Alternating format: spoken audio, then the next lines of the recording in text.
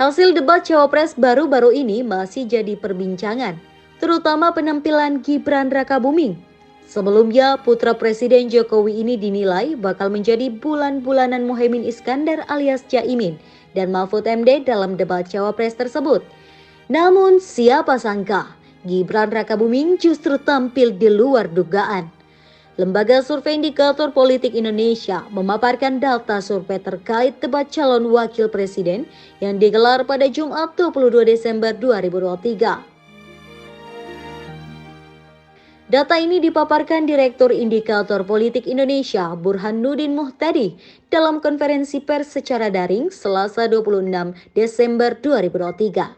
Sebagai catatan, hanya 35,9% responden yang menyaksikan debat Cawapres tersebut. Sebanyak 63,9% tidak menonton dan 0,2% tidak menjawab. Dari data survei, sebagian besar responden menilai calon wakil presiden nomor urut 2 Gibran Rakabuming Raka tampil paling baik dalam debat khususnya Cawapres tersebut, yakni sebesar 56,2%. Gibran unggul signifikan atas Mahfud MD atau nomor urut 3 dengan 24,2% dan Muhaimin Iskandar atau nomor urut 1 dengan 12,3%. Sementara yang tidak menjawab 7,3%, Gibran juga unggul terkait pemaparan program kerja dalam debat. Sebanyak 42,9% responden memilih putra sulung Presiden Joko Widodo atau Jokowi itu. Sementara itu Mahfud MD 25,3% dan Muhaimin Iskandar 19,7% terkait program kerja. Sebanyak 12% tidak menjawab. Survei ini digelar pada 23 hingga 24 Desember 2023. Sampel sebanyak 1.217 responden melalui metode random digit dialing atau RDD sebanyak 265 responden. Dan double sampling atau DS 952 responden dengan usia 17 tahun ke atas atau sudah menikah dan memiliki ponsel.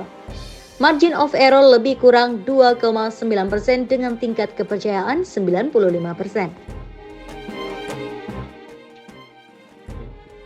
Pak, sampai sekarang masih heboh di Twitter lagi. Meskipun follower di Twitter saya banyak, saya harus mengakui bahwa pengguna Twitter itu sedikit.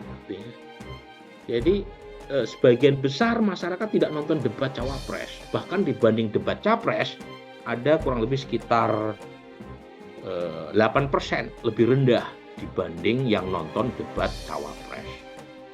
Tapi 35,9% ini bukan angka yang kecil loh ya. Kita punya 204 juta DPT ya.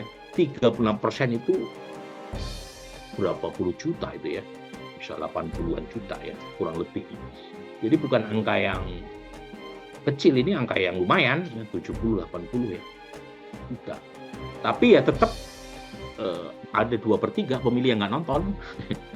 Nah, kalau kita tanya siapa yang dianggap oleh penonton debat Cawapres ini yang unggul, yang tampil baik dalam debat tersebut, mayoritas menganggap Gibran sebagai pemenangnya. Nah, dalam konteks debat Capres, meskipun Anies dianggap paling baik penampilannya tidak dominan, tidak mencapai 50%. Tapi dalam konteks Cawapres, Gibran secara mayoritas dinobatkan sebagai pemenang debat. Peringkat kedua, Profesor Mahfud MD. Peringkat terakhir, Muhaimin Iskandar. Jadi, Bapak sekalian, responden kita itu adil gitu. Ya, mereka debat Capres bisa menganggap Anies lebih unggul, debat Cawapres ya tidak hitam putih, tidak serta-merta kemudian karena menganggap Anies pemenang debat di Capres kemudian pasangannya Muhaimin yang dianggap pemenang. Ternyata datanya begini gitu ya. Jadi ini menunjukkan masyarakat, kalau istilahnya Bung Bilip itu mampu berpikir kompleks. Gitu ya. Jadi menarik ya.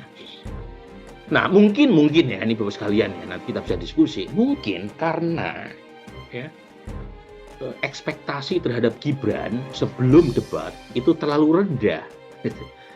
Jadi ini the beauty of being underdog.